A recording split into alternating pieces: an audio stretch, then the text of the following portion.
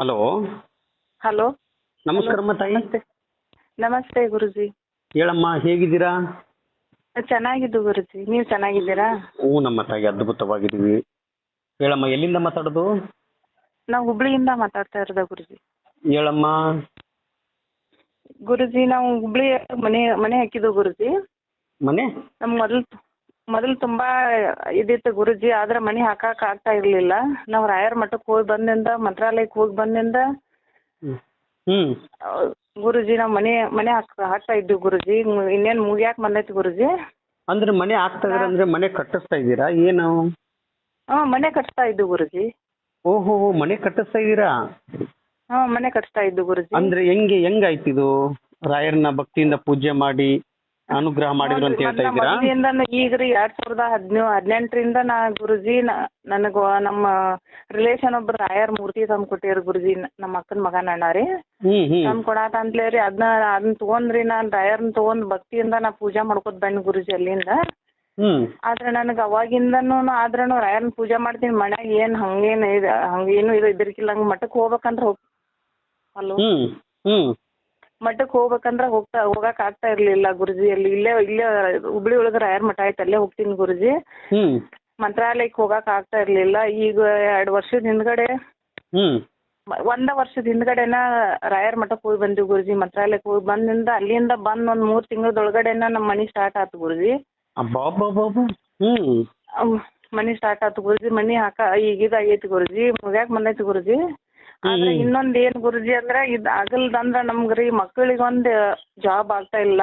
ಅದ್ರ ಸಲುವಾಗಿನ ಅದಕ್ಕೋಸ್ಕರನ ನಿಮ್ಗೆ ಕಾಲ್ ಮಾಡಿ. ಚಿಂತಿಸಬೇಡ ತಾಯಿ. ಇವಾಗ ನಾನೇನ್ ನಿಮ್ಗೆ 9 ವಾರದ ವ್ರತವನ್ನು ಹೇಳಿಕೊಟ್ಟಿದ್ದೀನಲ್ಲ, ಆ 9 ವಾರ ವ್ರತದಲ್ಲಿ ರಾಯರಿಗೆ ಯಾವ ರೀತಿಯಾಗಿ ಪೂಜೆ ಮಾಡೋದನ್ನು ತಿಳಿಸಿಕೊಟ್ಟಿದ್ದೀನಲ್ಲ, ಆ ರೀತಿಯಾಗಿ ರಾಯರಿಗೆ ಪೂಜೆ ಮಾಡಮ್ಮ ತಾಯಿ.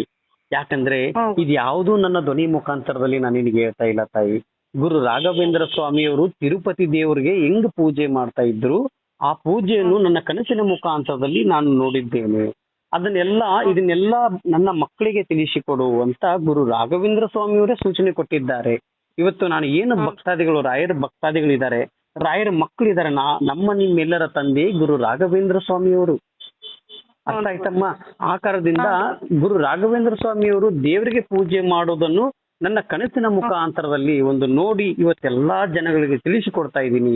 ಅವರೆಲ್ಲರಿಗೂ ಒಳ್ಳೇದಾಗ್ತಾ ಇದೆ ಅಂದ್ರೆ ಇದು ಗುರು ರಾಘವೇಂದ್ರ ಸ್ವಾಮಿಯವರ ಪವಾಡದಿಂದ ಆಗ್ತಾ ಇರೋದು ತಾಯಿ. ಯಾಕಂದ್ರೆ ಬೃಂದಾವನದಲ್ಲಿ ಕುಳಿತಿರೋದು ಸತ್ಯರಾಯರು.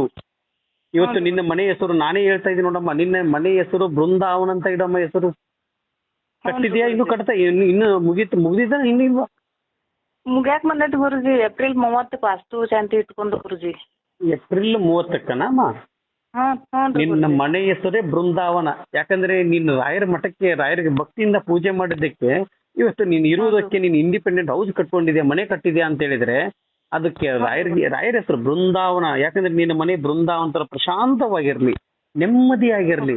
ನಾನೇ ಹೆಸರು ಕೊಡ್ತಾ ಇದ್ದೀನಿ, ಬೃಂದಾವನ ಅಂತ ಹೆಸರಿಡು. ಆದ್ರೆ ಇನ್ನ 6 ತಿಂಗಳಲ್ಲಿ ನಿನ್ನ ಮಕ್ಕಳಿಗೆ ಹೇಳ್ತಾ ಇದ್ದೀನಿ, ಏನ್ ಕೆಲಸ ಮಾಡ್ತಾ ಇದಾರಮ್ಮ? ಈಗ ರೀ ಮಗ ರೀ ಗುರುಜಿ, ಅವ್ನ ಕಾಂಪಿಟೇಟಿವ್ ಓದಾಯ್ತಾನ ಗುರುಜಿ. ಅವ್ ಏನು ಜಾಬ್ ಮಾಡ್ತಾ ಇಲ್ಲ ಈಗ. ಮಗಳನ್ನ ಮದ್ವೆ ಮಾಡಿ ಕೊಟ್ಟದು ಗುರುಜಿ. ಅವಳು ಏನೋ ಮಾಡ್ತಾ ಇಲ್ಲ. ಅವಳು ಕಾಂಪಿಟೇಟಿವ್ ಟೀಚರ್ಸ್ ಯಾವಾರ ಕಾಲ್ಫಾರ್ಮ್ ಮಕ್ಕವನ್ನ ಅಂತೇಳಿ ಕಾಯ್ತಾ ಇದ್ದಾಳು ಗುರುಜಿ. ಈಗ ಏನು ಮಾಡ್ತಾ ಇಲ್ಲ ಗುರುಜಿ. 2 ಮಕ್ಕಳು. ಬೇಡ, ಇವಾಗ ನೀನು ರಾಯರ ಮೇಲೆ ನಂಬಿಕೆಯಿಂದ ಇವತ್ತು ಮನೆ ಕಟ್ಟಿದ್ಯಾ, ಅದೇ ನಂಬಿಕೆನ ರಾಯರ ಮೇಲೆ ನಂಬಿಕೆ ಇಟ್ಟು ಇನ್ನೂ ನೀನು ಹೆಂಗೆ ನಾನು ಒಂದು ವ್ರತವನ್ನು ಹೇಳಿಕೊಟ್ಟಿದ್ದೀನಿ 9 ವಾರ ವ್ರತವನ್ನು, ಅದನ್ನ ಕಂಪ್ಲೀಟ್ ಮಾಡು.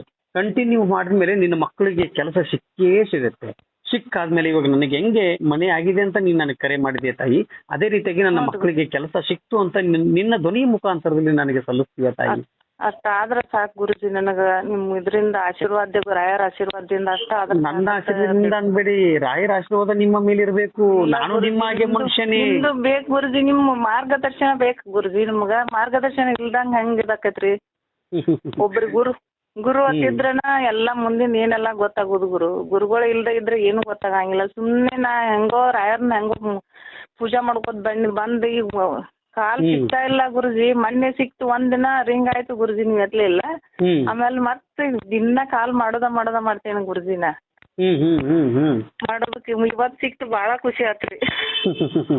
ಒಳ್ಳೇದಾಗ್ಲಿ. ಯಾಕಂದ್ರೆ ಎಷ್ಟೋ ಜನಗಳು ಕರೆ ಮಾಡ್ತಿರ್ತಾರಲ್ಲಮ್ಮ, ಆ ಕಾರಣದಿಂದ ನೋಡಮ್ಮ, ನೀವೆಲ್ಲರೂ ನನ್ನ ತಾಯಿಂದಿರು. ನನಗೆ ಫೋನ್ ಮಾಡೋರು ಯಾರು, ನನಗೆ ಹೆಣ್ಮಕ್ಳು ಫೋನ್ ಮಾಡ್ತಾರೆ ಅವರೇ ನನ್ನ ತಾಯಿಂದಿರು. ಯಾರು ನನಗೆ ಅಣ್ಣ ತಮ್ಮಂದಿರು ಫೋನ್ ಮಾಡ್ತಾ ಇದ್ರೆ ನನ್ನ ಸ್ನೇಹಿತರು ಅವರೇ ನನಗೆ ಅಣ್ಣ ತಮ್ಮಂದಿರಮ್ಮ. ನನ್ನ ಸ್ನೇಹಿತರು ಮಾಡೋರು ಎಲ್ಲರೂ, ಯಾಕಂದ್ರೆ ತಂದೆ ತಾಯಿ ಎಲ್ಲರೂ ನೀವೇ. ನಿಮ್ಮೆಲ್ಲರಿಗೂ ಒಳ್ಳೇದಾಗ್ಲಿ ಅಂತ ಶಿವನ ಪಾದವನ್ನು ಗಟ್ಟಿ ಹಿಡಿದಿದ್ದೀನಿ ತಾಯಿ. ಆದಷ್ಟು ಬೇಗ ನಿಮ್ಮೆಲ್ಲರಿಗೂ ನೀವು ಅಂದುಕೊಂಡಿದ್ದು ಯಶಸ್ವಿ ಆಗತ್ತೆ, ಒಳ್ಳೇದಾಯ್ತು ಅಂತ ನೀವು ನನಗೆ ಕರೆ ಮುಖಾಂತರ ತಿಳಿಸಿರ ತಾಯಿ.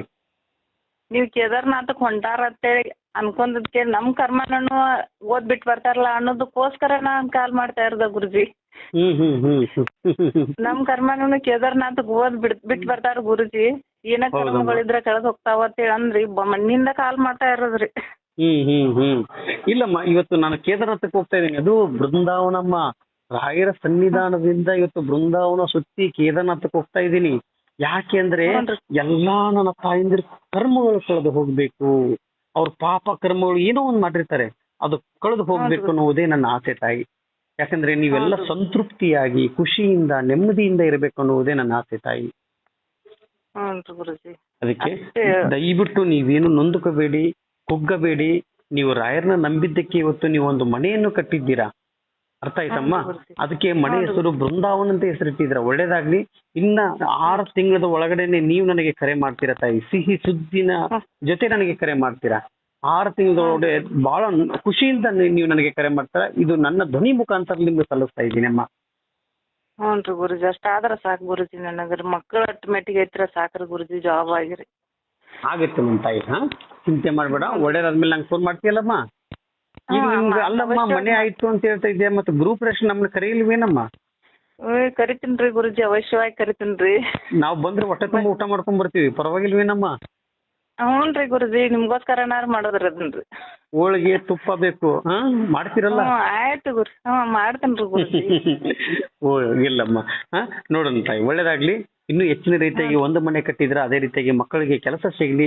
ಇನ್ನೂ ನಿಮ್ಮ ಕೈಲಿ ಶಕ್ತಿ ಆದ್ರೆ ಎಷ್ಟೋ ಜನಗಳಿಗೆ ನಿಮ್ ಕಡೆಯಿಂದ ಅನ್ನ ಸೇವೆಯನ್ನು ಸಲ್ಲಿಸಿ ತಾಯಿ. ವಯಸ್ಸಾದಂತ ವ್ಯಕ್ತಿಗಳಿಗೆ ಹೊಟ್ಟೆ ತುಂಬ ಊಟ ಮಾಡಿಸಿ, ವಾರಕ್ಕೆ ಒಂದ್ಸಲ ಮಾಡಿಸಿ ಸಾಕು. ನೀವು ಗ್ರೂಪ್ ರಶ ದಿವಸ ಮಾಡ್ತೀರಿ ಅಂದ್ರೆ ನನಗೆ ರಾಯರಿಗೆ ಎಷ್ಟು ಖುಷಿ ಆಗುತ್ತೆ ಅಂದ್ರೆ ತುಂಬಾ ಆನಂದವಾಗುತ್ತೆ. ವಯಸ್ಸಾದಂತ ಭಿಕ್ಷುಕರಿಗೆ ಅಂತವ್ರಿಗೆ ನಿಮ್ಮ ಗ್ರೂಪ್ ಪ್ರವೇಶ ಆಗುತ್ತಲ್ಲ, ಅಂತ ದಿನದಲ್ಲಿ ಹೋಗಿ ನಿಮ್ಮ ಕೈಲಿ ಸಾಧ್ಯವಾದ್ರೆ ಅವ್ರಿಗೆ ಒಂದೊತ್ತು ಊಟ ಕೊಡಿಸಿ ಬನ್ನಿ. ಹ್ಞೂನ್ರಿ, ಆಯ್ತು ಗುರುಜಿ. ಇನ್ನ ಮಂತ್ರಾಲಯಕ್ಕೆ ಹೋಗ್ಬೇಕಂತೇಳಿ ಅನ್ಕೊಂಡದು ಗುರುಜಿ, ಗೃಹ ಪ್ರವೇಶ ಆಗೋದ್ರೊಳಗಡೆ. ಹೋಗಿ ಬನ್ನಿ. ನಿಮ್ ರಾಯರ್ ಕರ್ಸ್ಕೊಂತ ಹೋಗಿ ನನ್ನ ಮಗಳು ಬರ್ತಾ ಇದ್ದಾರೆ ಅಂತಂದು ಅವ್ರು ಖುಷಿಯಿಂದ ನಿಮ್ನ ಸ್ವಾಗತಿಸುತ್ತಾರೆ ತಾಯಿ. ಹ್ಞೂನ್ರಿ ಗುರುಜಿ, ಅಷ್ಟಾದ್ರ ಸಾಕು ಗುರುಜಿ. ಖಂಡಿತಮ್ಮ. ಶುಭವಾಗಲಿ ತಾಯಿ, ಒಳ್ಳೇದಾಗ್ಲಿ ಅಂತ ಹೇಳಿ ರಾಯರ ಪಾದವನ್ನು ಮತ್ತೆ ಶಿವದೇವರ ಪಾದವನ್ನು ಹಿಡಿದು ನಾನು ಕೇಳ್ತಾ ಇದ್ದೀನಿ. ಇನ್ನೂ ಹೆಚ್ಚಿನ ರೀತಿಯಾಗಿ ಅನುಗ್ರಹ ಮಾಡು ತಂದೆ. ಪೂಜ್ಯಾಯ ರಾಘವೇಂದ್ರಾಯ ಸತ್ಯ ಧರ್ಮರತಾಯ ಚ ಭಜತಾಂ ಕಲ್ಪವೃಕ್ಷಾಯ ನಮತಾಂ ಕಾಮಧೇನುವೆ. ರಾಯರಿದ್ದಾರೆ ತಾಯಿ.